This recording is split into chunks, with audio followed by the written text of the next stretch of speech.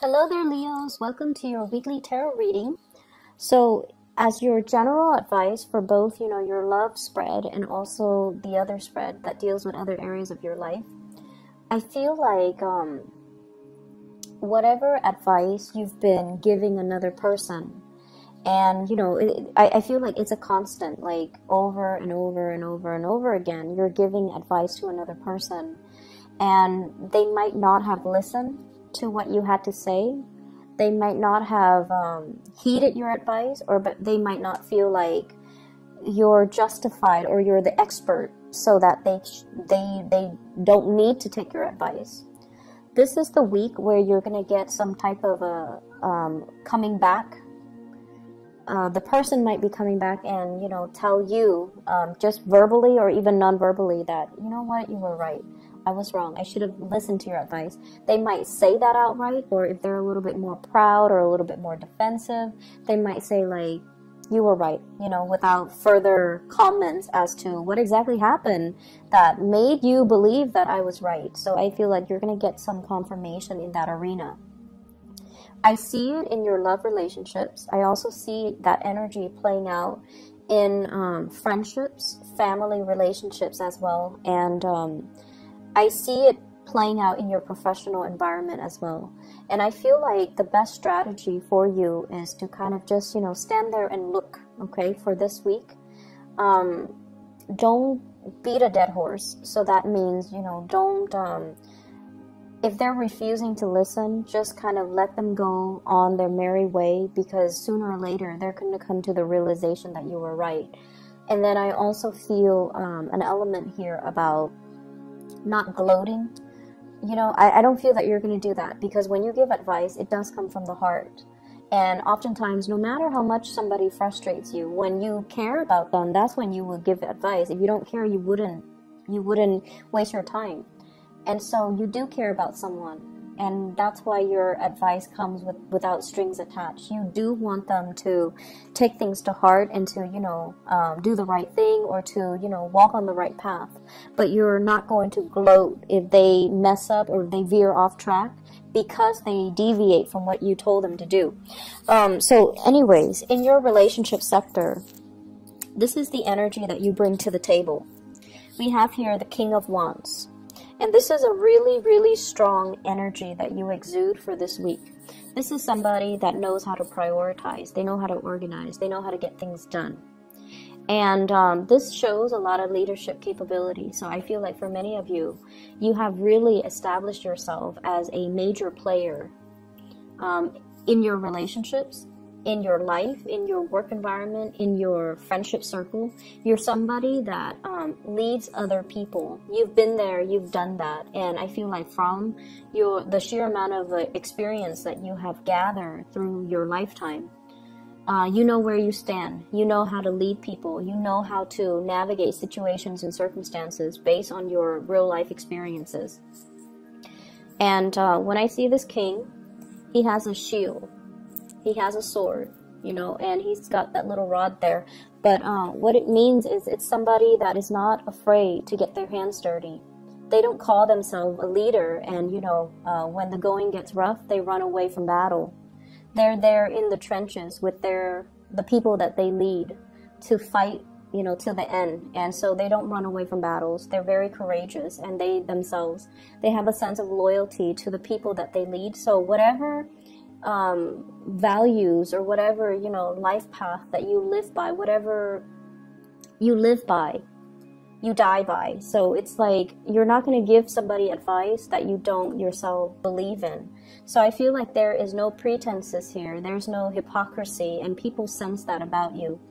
And I feel like because of that, you're in a really good position to kind of like to be a very good relationship partner, because other people believe that no matter whatever you say is what you stand by. So there's no mixed messages. There's no like, I like you, but I don't like you today. Like, there are no mixed signals. There are no mixed messages that you're sending. You're very clear about your expectations in relationships, and you're very clear about what you are demanding or asking of another person. I usually think of this as somebody who has children, somebody who's like, who might be in a relationship with children, but I also feel with this card, it's someone who's single, okay? So you might be a single parent, a single mother, a single father, with children. You might have, exes that you've had children with. You might have been married to them at one point, or just, in a relationship with them. But this is somebody that has children, and if not, then this is somebody that's single. So for many of you, the energy is you are very single for this week, and I feel like that's what I'm tapping into. The partner you're dealing with is somebody who's a little bit more wishy-washy. So their energy is prayer will make it all better. Let's not go out and get our hands dirty. Let's just sit in one place and pray. Pray for things to get better. Pray for improvement. Pray for opportunities. And I feel like your energy is in opposition to what your partner is dealing with here with the Judgment card. And I feel like, you don't mind getting your hands dirty. You do what needs to be done because it needs to be done. And you don't wait around for opportunities. You go and grab opportunities, or you go and scavenge and find opportunities.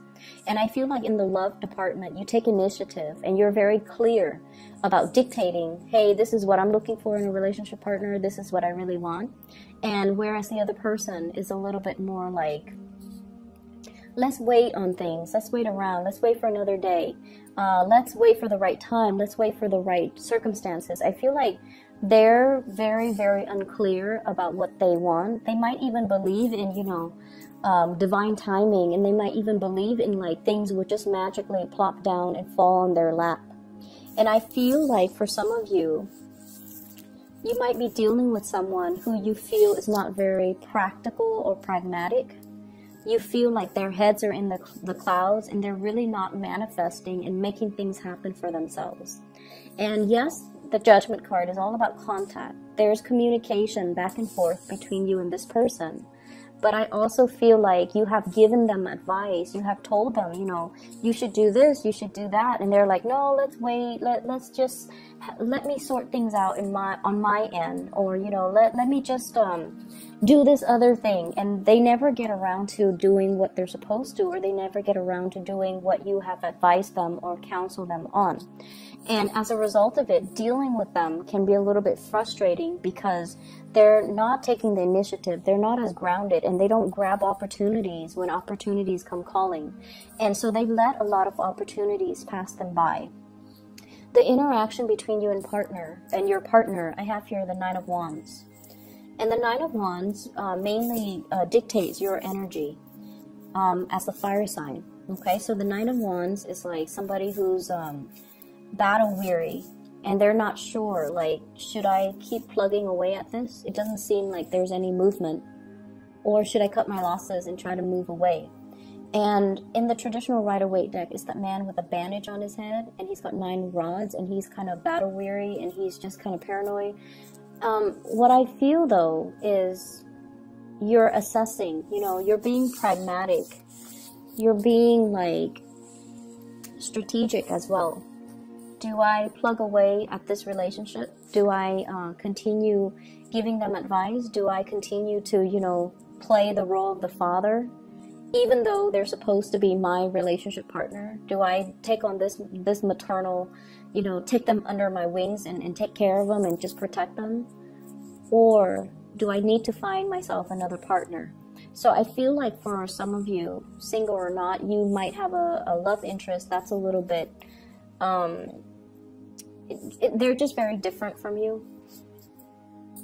But I do see this element about you giving advice over and over and over again, and they're not really taking the bait, or they feel like, oh, I'll just wait it out, everything's gonna work itself out, and they don't really, it basically absolves them of having to take initiative for their own life. So I do feel somebody that has been through, I feel, their fair share of disappointment. So for example, if it's a partner and they're not able to get a job, right?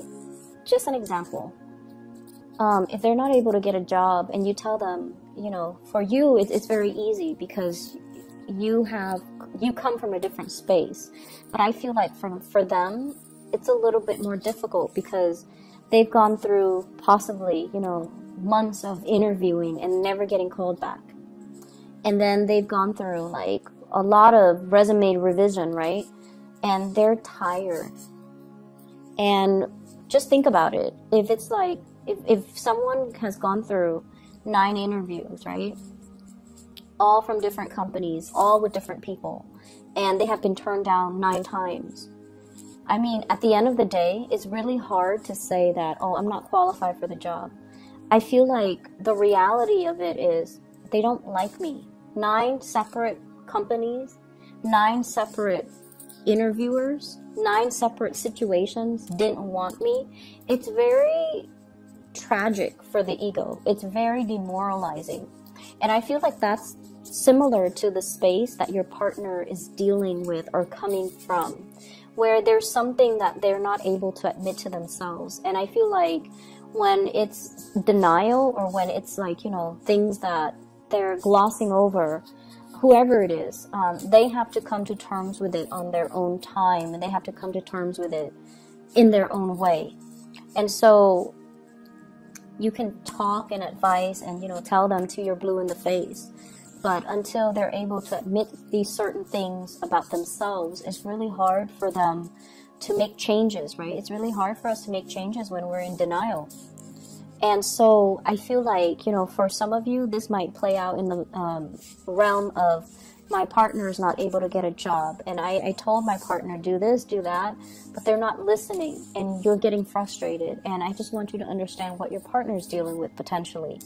And then for others, it's sort of like you might have a partner that's very naive, and their head is just in the clouds. They're distracted. They might seem like they're always, you know, like they're always late. They don't seem like, they might be always late. They might be very, very just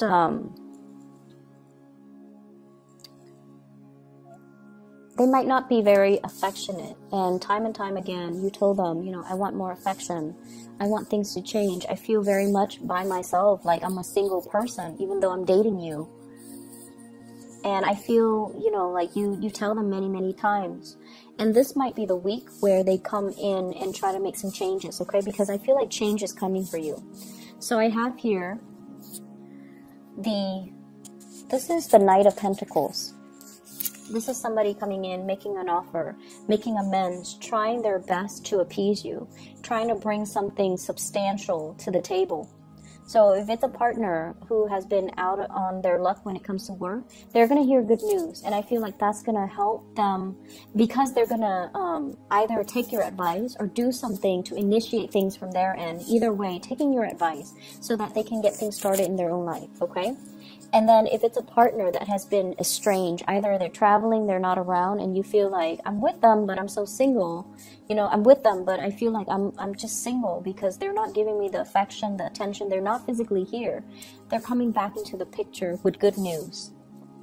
They've done a lot of work on themselves, and I feel like sometimes it takes that distance away from the people and the things that we love and the things and the people that we're familiar with, for us to make some changes, for us to really see ourselves from a different context, in order to know what we need to figure out, in order to know what we need to work on, in order to know what we need to change about ourselves. So I feel like there's a realization coming through. For others of you, if you've been hoping and praying for a relationship, we have the Death card here, which is a change. So this is a change around. If you're single, you're going to be in a relationship. If you're in a relationship, you might be single. So there's a change around. It doesn't denote, you know, any specific direction, but I feel for majority of you, there's a couple relationship coming through. It's on the offer for you. And I do feel like many of you are going to go through the month of October, starting to come together with another person and starting to couple up with another person, okay? If you're dealing with a Scorpio with this Death card, there's some good news coming around for the two of you, for both of you. If you're dealing with an earth sign, Taurus, Virgo, Capricorn, there's an offer coming through, and I feel like it's going to be very good, very stable. It's slow. You might have been waiting for it.